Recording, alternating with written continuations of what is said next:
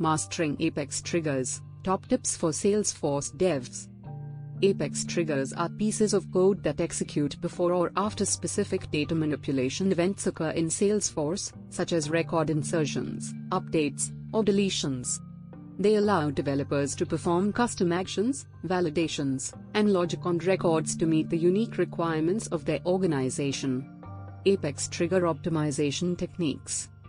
Reduce SOQL queries. Minimize the number of SOQL queries in your trigger by querying all necessary data in advance and utilizing collections to store and access records.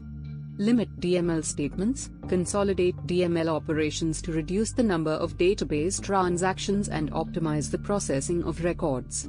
Avoid recursive triggers. Prevent trigger recursion by using static variables or flags to control the execution flow and avoid repetitive trigger firing.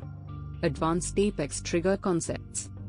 Trigger patterns. Explore different trigger patterns like the handler pattern or service layer pattern to modularize and structure your trigger logic effectively.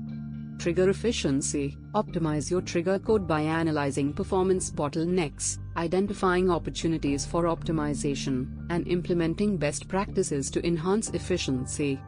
Conclusion.